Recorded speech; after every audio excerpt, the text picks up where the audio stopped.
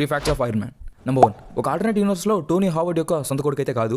హావర్డ్కి or no అనే అబ్బాయితో పుడతాడు. అయితే తను ఫిజికల్లీ ఛాలెంజ్ అవ్వడం వల్ల తన లైఫ్ అంతా హాస్పిటల్లోనే గడపాల్సి వస్తుంది. దీన్ని ప్రపంచానికి తెలియకుండా తనైతే దాచిపెడతాడు.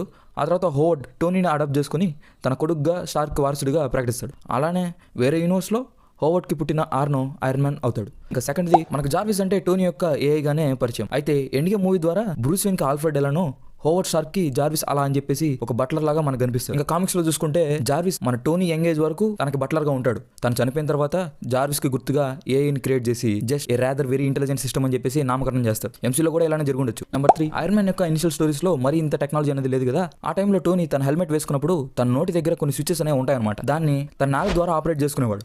అలా ఆ సూట్ అనేది వర్కౌట్ అయ్యేది అనమాట. ఇంకోటి, ఆ సూట్ ని ఎవరు వేసుకోలేరు, ఎందుకంటే అది టోనీ యొక్క లాకింగ్ సిస్టమ్ వల్ల కాదు, నాకింగ్ సిస్టమ్ వల్ల. అలా నాలికల్ని లబలబలాడిస్తుంటే హెల్మెట్ ఖచ్చితంగా సుగంధాలను వెదజల్లుతుంది. అందువల్ల ఆ సూట్ ని ఎవరు వేసుకోలేరు.